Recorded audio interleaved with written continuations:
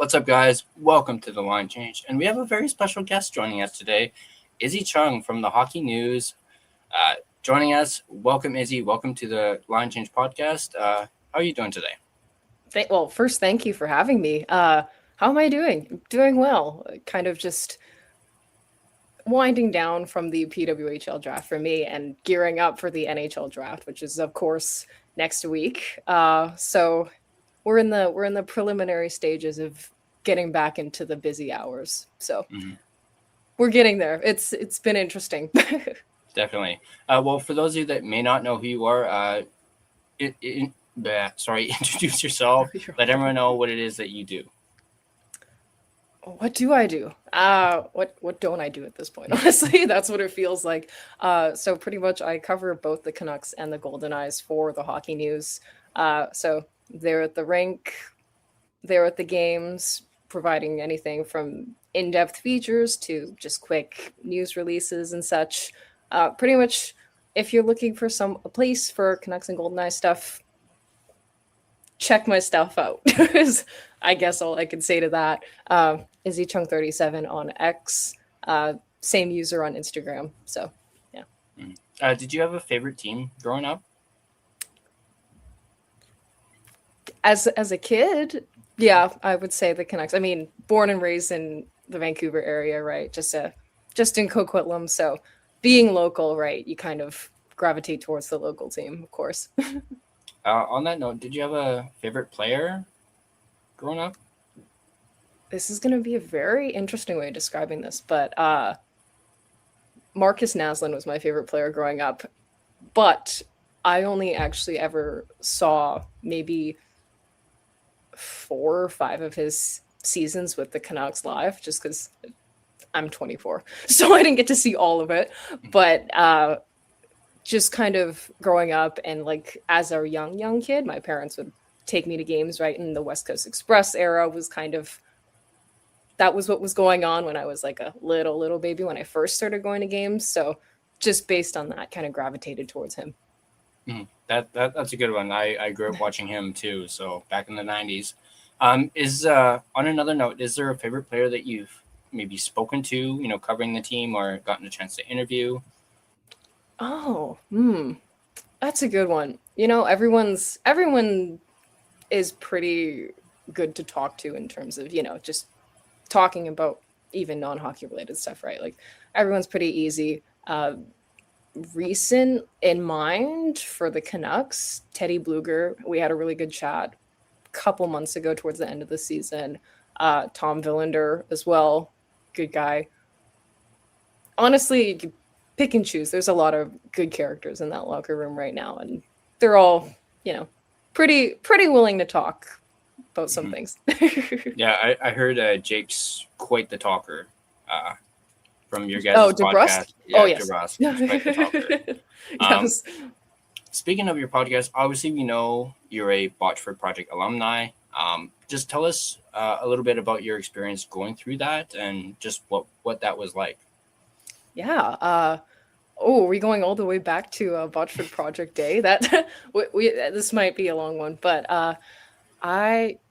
or do we want to start with the application process? Yeah. Application? Okay. Yeah, I might want to start with that. Okay. So I actually first applied back in 2022, the 2022-23 season. Didn't get in.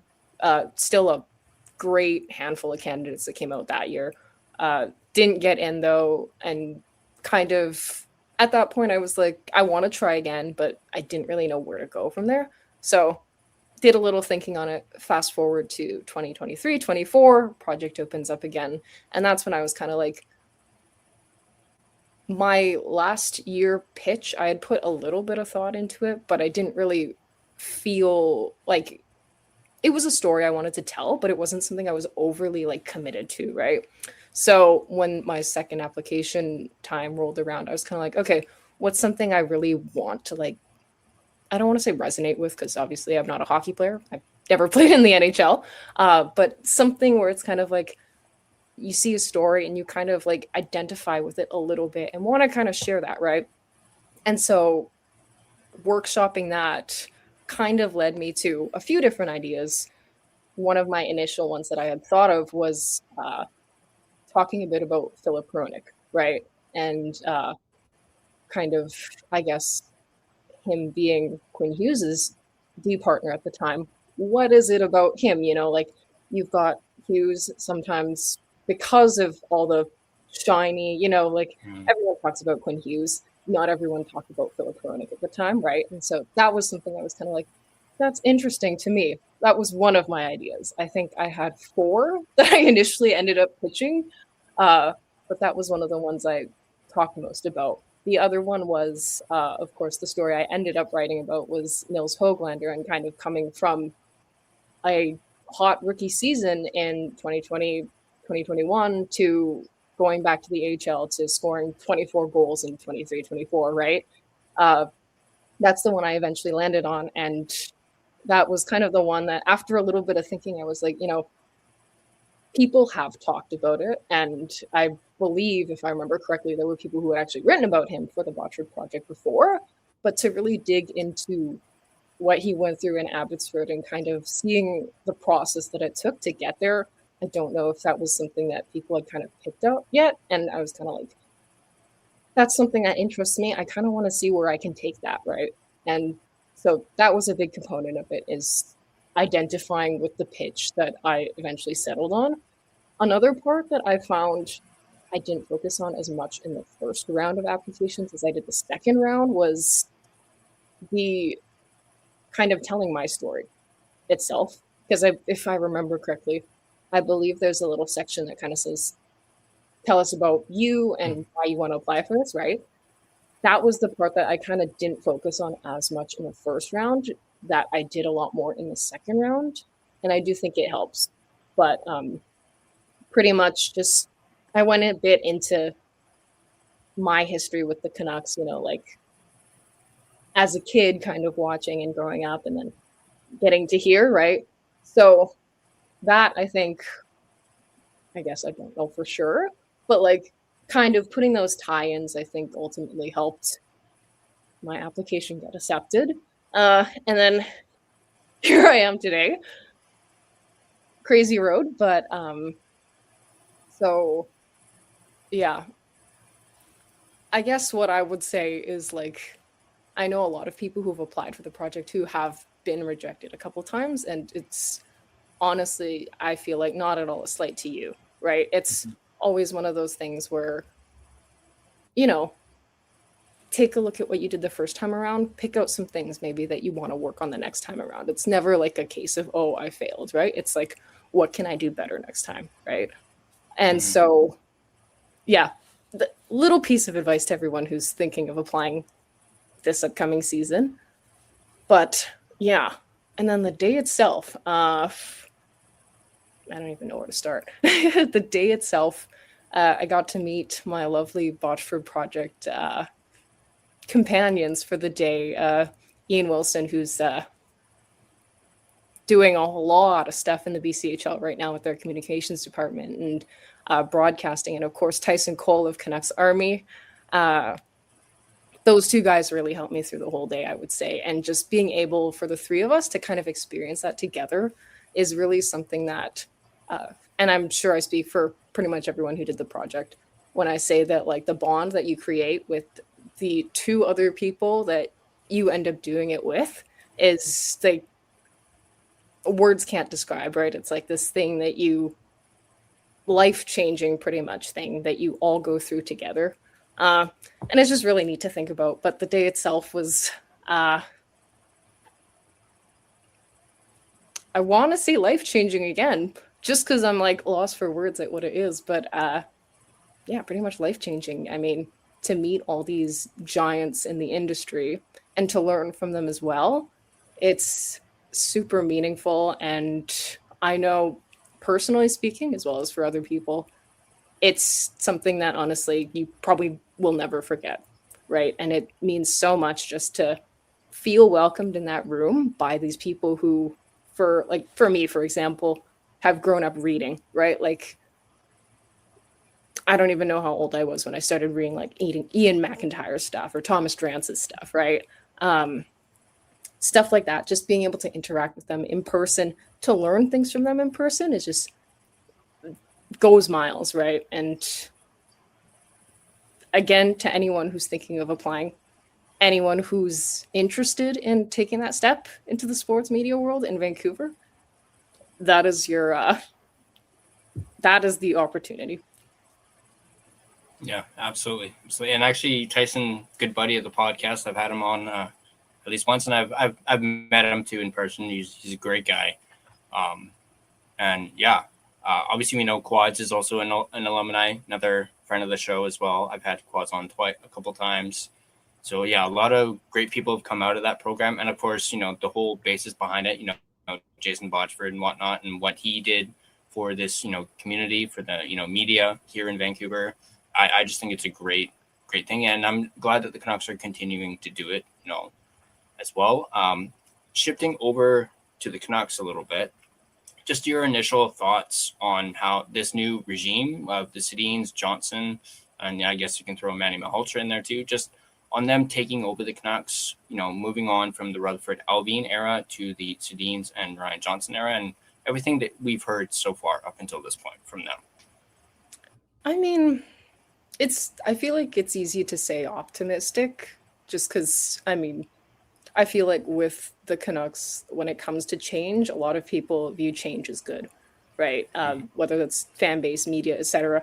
And where I get the sense that this is a little different is the fact that everyone pretty much who has been brought in so far, whether that's RJ, whether that's the Sedins, Manny Malhotra, Richard Seeley, Darren Hermiston, whoever they bring in, it seems like everyone is really bought into this culture of, maintaining a good environment, communicating well, making sure things are taught, and that if mistakes are made, that they're not frowned upon, but it's one of those things where you look at it and you're like, what can you do better next time, right?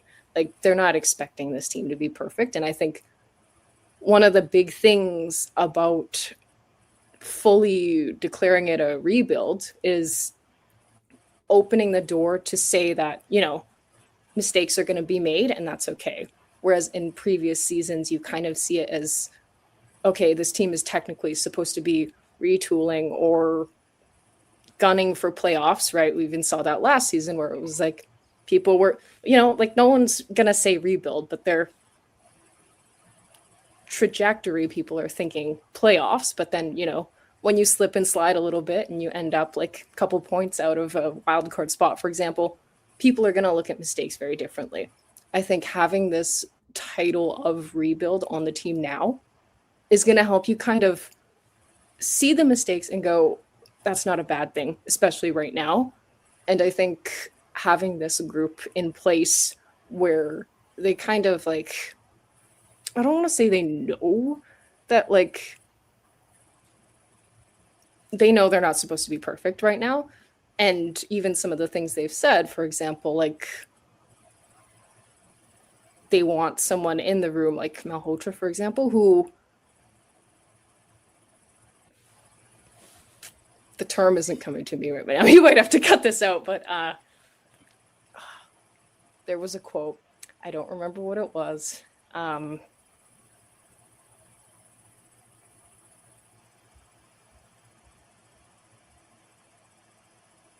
It's gone. The train has left the station.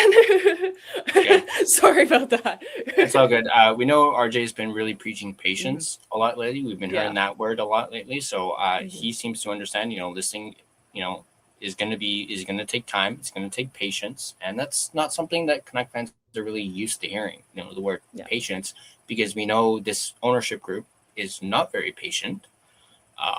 And, they took a very long time to even decide to even go about a rebuild. And the fact that press conference where they announced, Henrik and Daniel and Ryan Johnson, the ownership actually said the word rebuild, which I think threw a lot of people off, going like, sorry, come again? Did you actually say the word? But yeah, and I agree with you on, there is a lot more optimism, especially with the Sedins and Ryan Johnson. And I think that's just a testament of what the Sedins mean to this like fan base, to the organization. and they also worked their way up. It's not like they just got thrown into it. Yes, they're first time, presidents, but they've been through every level in this organization, and they've moved their way up. You can say the same thing about RJ, and then of course Manny as well. Don't know too much about Richard Seeley, but I'm intrigued to see how he does in Abbotsford. Obviously, he has quite the experience, with the Ontario Reign, spent 8 years with them. They seem to do really well underneath him, so I'm intrigued to see how he does. But shifting more towards the draft that we talked about off the top, of course, we are, I guess, as of today, 8 days away from the draft. Can't believe it's finally here. But just your thoughts on this year's draft in particular, and I'm going to pose the question to you. Who do you think the Canucks should take at 3rd overall? Honestly, and this is going to sound really boring, but I think it depends on what happens before them, right? Mm-hmm. And it's, of course, it's a pretty basic opinion, I almost want to say, but like if San Jose does take the route of going D, goes with someone like Chase Reed, for example, and Ivar Stenberg is available, I think that's something the Canucks should probably be jumping on, right?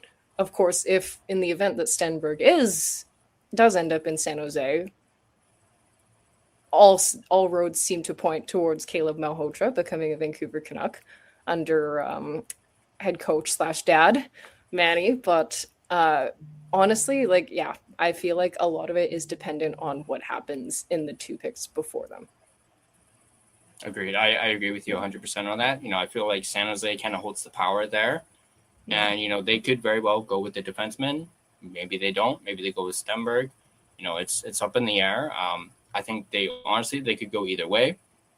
I would obviously prefer if they went defenseman, obviously, because that would mean Stenberg's right there. But then that makes it even more of a dilemma, between Stenberg and Malhotra. Personally, I've gone back and forth. I even jokingly said, why don't we figure out a way to get that 4th overall pick and just draft both of them? That would solve all our problems, and we'd be getting 2 really good players. But I'm glad that you mentioned Caleb and Manny, because I was going to ask you, what are your thoughts and opinions on that whole Caleb-Manny dynamic, that scenario that could potentially happen? I don't know if it's something that anyone had ever even thought about being a possibility heading into the 25-26 season, but given, and this is just from what we've heard from both Manny and Caleb, is that it seems like if that does end up happening, it's going to be very, very, strict boundaries. Once you get into the rink, coach, player, right? And I think Manny Malhotra said something like this earlier when he was on Donnie and Dolly.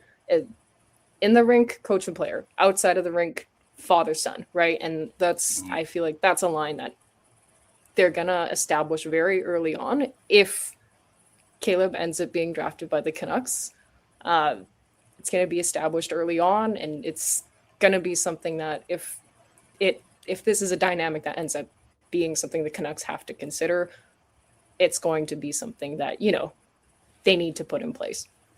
For sure. Like 100%. And also Manny even said kind of the same thing at his press conference, at home, they have that rule, you either want to talk to dad or you want to talk to coach. And a lot of the times Caleb wants to talk to coach. And there's nothing wrong with that. But just a little quick one here. What would say? It's draft day. The Canucks are coming up to pick. Do you think that there might be a chance that Manny ends up being at the draft and they have Manny be the one go up and announce the pick? That would be fun. I feel like taking of course, the business hockey side out of it, like as trying to emphasize with Manny here, wouldn't that be a fun experience, right? You go up and you announce your own kid's pick at like the NHL draft, right? Like, I feel like that'd be something that'd be once in a lifetime, not even a once in a lifetime experience. Some people might never even experience that, right? I feel like that's something that'd be crazy cool for the both of them. Of course, if that did end up happening, I'm sure it'd be a case where they're both like, no, we're keeping it professional. Like this is the coach announcing they're like the Canucks most recently drafted player. But I mean, it'd be neat. Yeah, I mean, I don't mean like just have him alone go up. Maybe have him go up like with RJ and the Sedins, and have him be there with them. I think they could maybe get away with that. Definitely not just have him do it solo. Have them together, and then be like, Manny, here you go. And but I agree. I think that would be quite the moment for both of them. Moving on. Obviously, we kind of touched on the optimism with the Sedins, Johnson, and Malhotra, giving hope for the future. I know I'm very optimistic going into next season as well as the future. I know next year we're not going to be spectacular. We're probably going to be another losing season, and that's okay.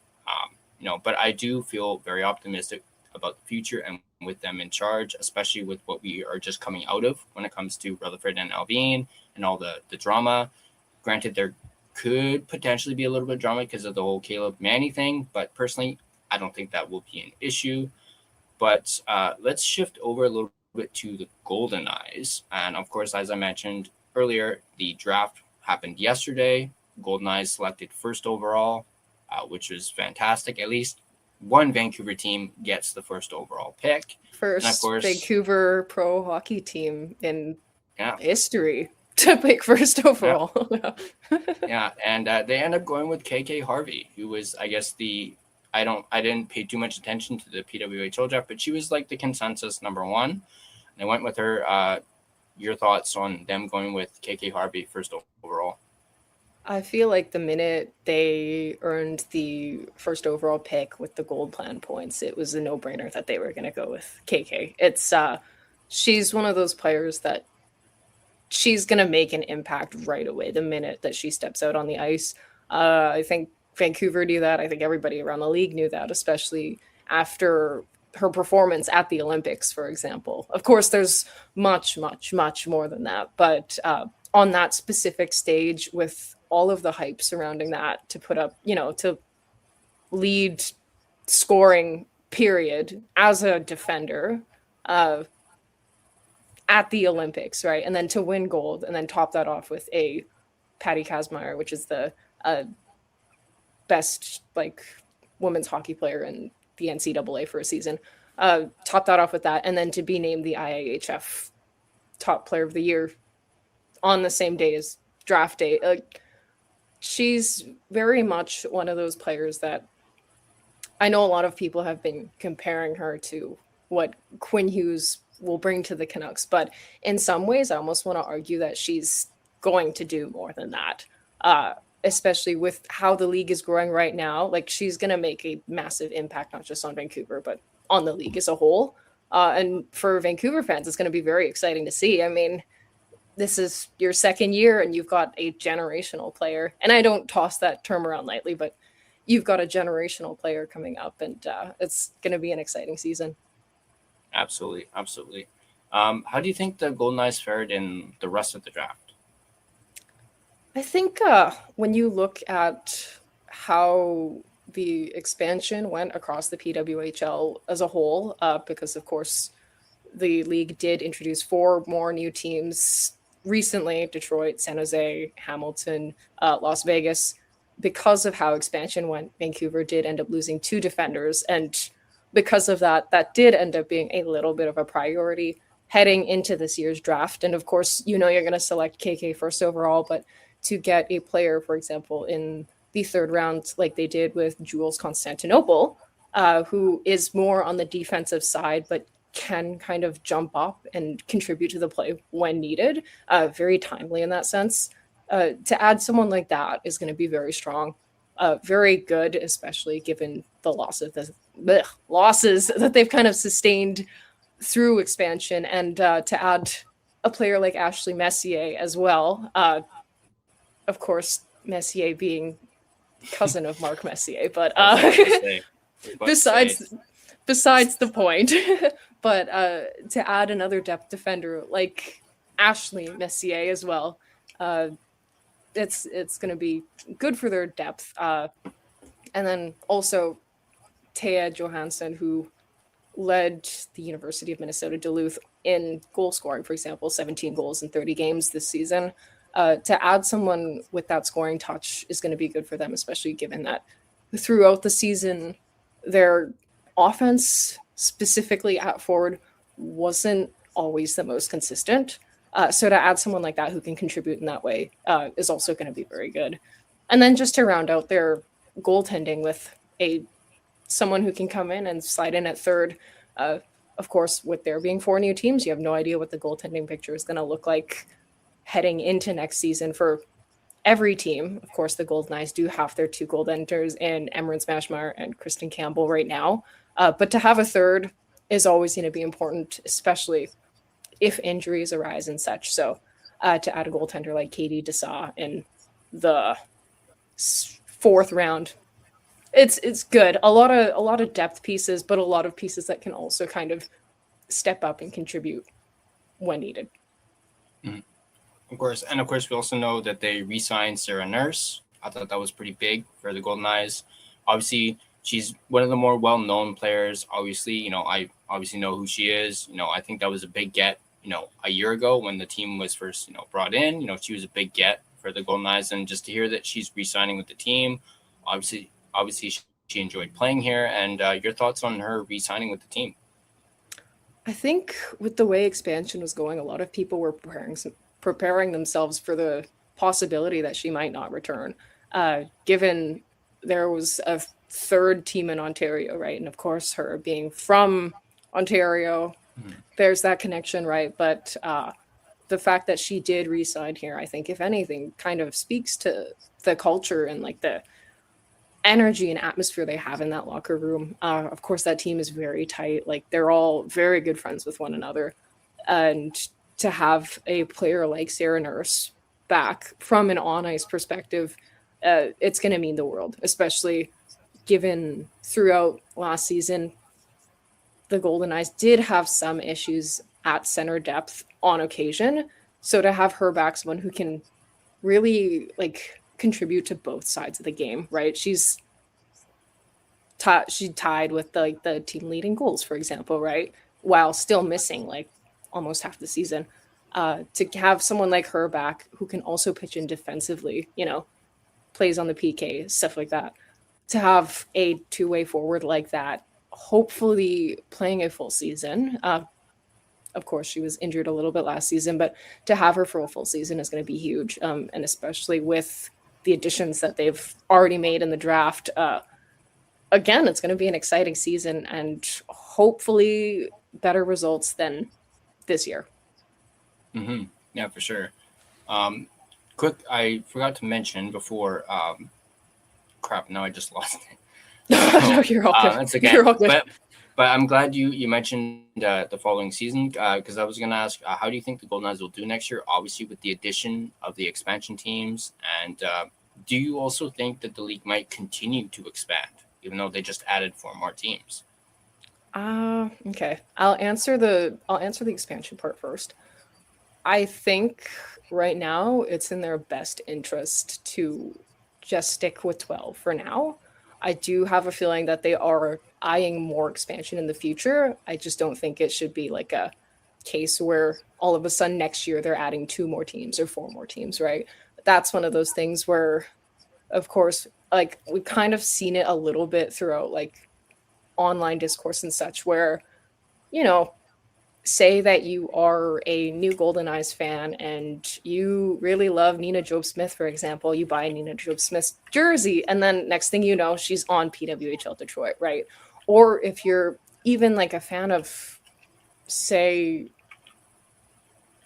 Toronto, right? And you've had one player's jersey forever, and then they end up going to another team in the first round of expansion, and then the next season, a different team, right? It's one of those things where I think a lot of fans kind of just want the stability right now. They want to know that their favorite players stay on their teams, right? And not to say that expansion is not good. I think it does show growth in the league, but at the same time right now, given that you've doubled the league in 2 years span, right? I think it's one of those things where they're probably going to take a seat and kind of wait a little bit before they make their next moves. And then the second part of that question, how they're going to do next season, I think, I mean, optimism, of course, right? When you have a player like Carolyn Harvey and who's going to be playing with Sarah Nurse and Sophie Jakes and Jen Gardner and all these other star players who now have kind of developed that chemistry after 1 year of kind of figuring things out after expansion. I mean, these players are close now, and we can see towards the end of the season that, they started to string some wins together. They started to string together some really impressive performances. I think having that chemistry from the last season and kind of knowing a little more about, themselves as a team, their teammates as people, having that experience is definitely going to help them. And adding all these new players is 100% absolutely going to help. If they can retain everyone, because of course free agency is still coming up and there are some players who will need new deals, but for the most part, that core seems to be attached. And I mean, it's hard to deny that a team with KK Harvey on it isn't going to do well. But I mean, I think I think next season fans will be in for a bigger treat than what ended up happening this year. Yeah, and I would say that first season was, granted they did not win, but I would say it was a raging success just based on, like the turnouts and whatnot. Obviously, they did the whole GoldenEye 007 thing. I thought that was fantastic that they did that for that first game. And I'm actually really looking forward to maybe catching a game next year. Was not able to this past season, but definitely for sure this upcoming year. And I just really like the idea of the GoldenEye's name. Obviously, being a big James Bond fan, is so cool for me personally. But I did remember that question I was going to ask. Obviously, we haven't really touched on it, but they're missing a head coach right now. They're in search of a head coach. Obviously, I've also heard this name thrown out there. What are your thoughts on the idea of maybe Jessica Campbell being brought in as a head coach? I think that is pretty much the ideal situation, like especially in this case. That said, I don't know if it is realistic, right? I think when the Kraken first mentioned that Campbell would be exploring other opportunities, there was a bit of they did specify NHL, and I think I have a feeling, of course, I don't know for sure, right? This is just me reading into speculation, but my guess is that she would still continue down the NHL, maybe AHL route. So I don't think it's going to happen, but it is definitely something that if it were to happen, a lot of people would be big fans of that move. Mm-hmm. And we'll stick on Campbell. Any thoughts on maybe joining Manny's staff or even the Abbotsford Canucks staff? That is something that I've actually like seems to me more realistic than maybe joining the Goldeneyes, for example, especially given that she was here. She does have some ties to here. She, runs some youth skating camps and such up in the interior during the summers. She's got ties to here.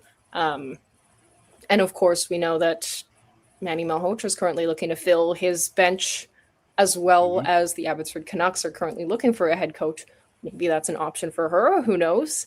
But given her kind of resume and I guess how she's able to help players with their skating and on the development side as well, she's got history in both the AHL and the NHL, of course, right?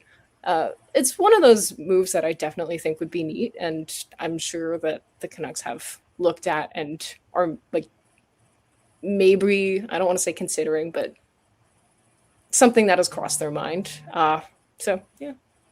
Yeah, awesome. We'll end off with this one. What are 3 things that you're grateful for? I you know what? I think there's a lot that I could put here, but since we've been talking Canucks and Goldeneyes, I'll go with things along that route just to keep things kind of relevant.